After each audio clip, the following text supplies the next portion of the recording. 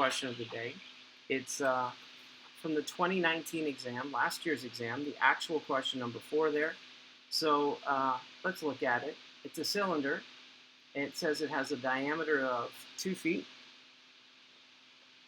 It's collected rainwater. The water drains out through a valve, not shown, at the bottom of the barrel. So somehow on the bottom of the barrel, the water is draining out. And it's modeled by this equation. So the rate of the change of height is modeled by this equation as the height is lowering from there as it's draining, where h is measured in feet and t is in seconds. And it reminds us what the volume of the cylinder is. So it's nice that you don't have to have that memorized. So first it says, find the rate of change of volume of water in the barrel with respect to time. So ultimately the first step is to find dV by dt. When the height is 4 feet indicated by the units of measure. So let's just start there. So what's the volume of a cylinder? It is, what is it again, pi r squared h.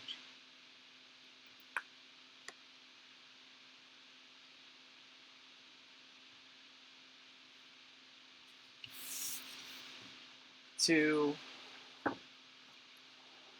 evaluate this,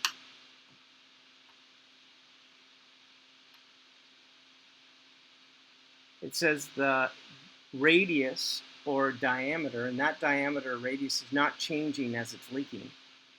So because it's a constant, we can substitute in right away. So it says the diameter is 2. So if the diameter is 2, that means the radius is 1.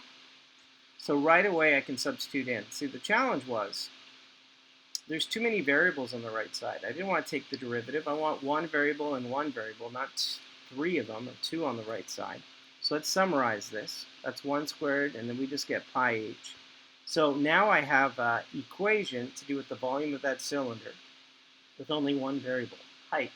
Can you take the derivative with respect to time? So that's dV by dt. Pi is just a number. So the derivative of h is 1. So it's just pi, but we need a dH by dt. So we have dV by dt equals pi dH by dt. What numbers can I substitute in here to find it? And it says that dH by dt is negative 1 over 10 and the square root of h. So I'm just going to go in here. Now that h equals 4. So instead of writing down negative 1 over 10, the square root of h, it tells me what h is, so I'm just going to plug that in right away. And that's it. All I need is units after that. Yes, that's 2. Yes, 2 goes into 10. It's negative pi over 5.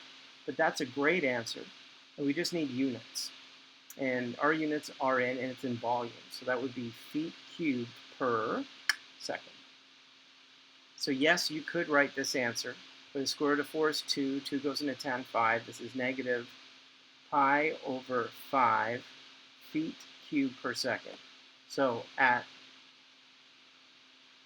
question is, find the rate when the height is 2. So at a height of, how many inches? So 4 feet, right? When the height of the water is 4 feet. Height of 4 feet, the barrel volume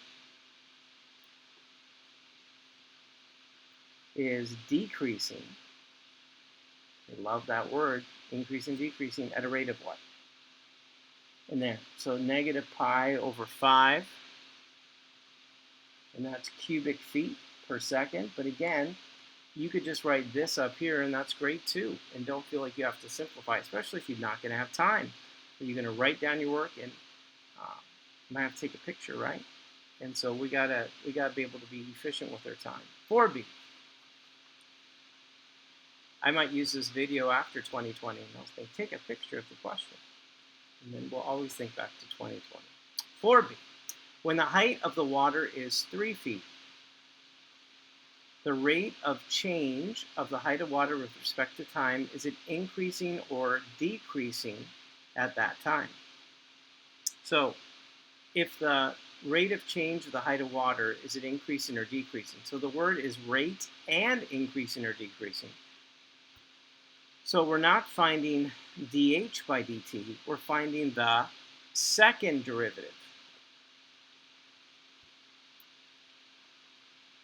So the key is the rate increasing or decreasing? So the word increasing or decreasing is also a rate. This is like a rate of a rate. So is the rate increasing or decreasing? That's a rate of a rate. That's the second derivative. So the first derivative was negative 1/10. I'll write this here. So the first derivative was negative 1/10 and the square root of h. So we know the rate h is 1/2. And could you take the second derivative of that? So 1/2 times negative 1/10, that's negative 1 over 20, h, and then subtract 1 from the exponent, so it's negative 1/2. And then the question is, at that second derivative, when h equals 3, is that going to be a positive answer or a negative answer? So we have negative 1, 20 on the bottom. Now h to the negative half means the square root of h on the bottom. And so when I look at that,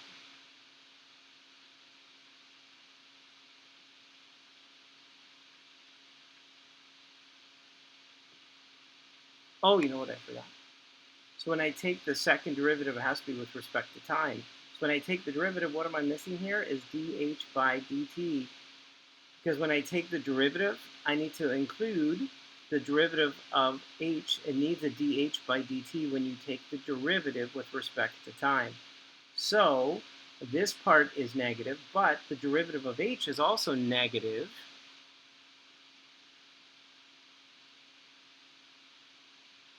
And it was negative 1/10 and the square root of h, which is 3. So a negative times a negative, that answer is greater than 0. So because we have a positive answer, we've just found the answer we're looking for. So at h equals 3 feet, the height, the rate of the height is increasing.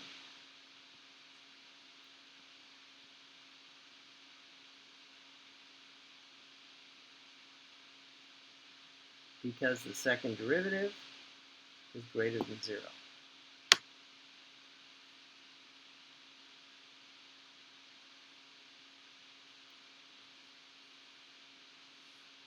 All right, one more part. Part C.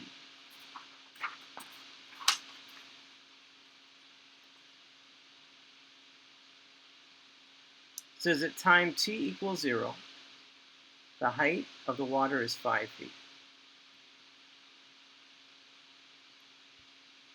Use separation of variables to find an expression of h in terms of t. So I have dH by dt is equal to negative 1/10 and the square root of h. So I want to use separation of variables and to be able to integrate that and be able to substitute in even what the constant is. So how do I do that? So multiply both sides by dt. Next, I'm going to bring the square root of h to the other side. So I'm going to divide by the square root of h. Now I'm going to write this in a way where I can integrate this better. So the square root of h is in the denominator. So I'm going to write that as h to the negative 1/2 dh, and on the other side I have negative 1/10 dt. So now we're in good shape to integrate both sides, separating the variables.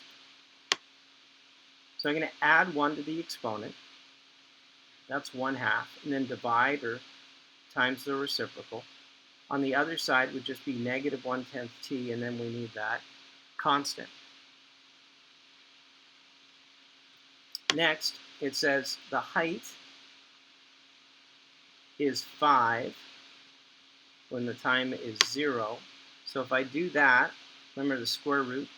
So if I do that work, I can see that c is 2 root 5.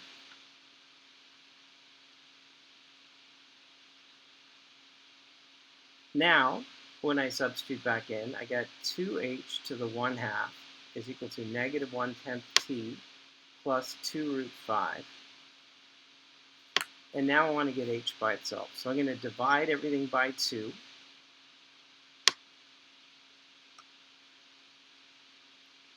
And then the last step, after you divide everything by 2, notice the 2's divide out. Dividing this by 2 is just going 10 times 2. That's where the 20 comes from. Square everything. So if I square everything, I'm just not going to make it complicated. I'm just going to put parentheses all around it all and square it. And now you have an expression for h with respect to t. And it's over. So it says find an expression for h in terms of t, and you just found it. All right. Good job. I hope you found it challenging, but not silly challenging. I'm glad that you're working with me. I'm proud of you. Mr. G Math, over and out.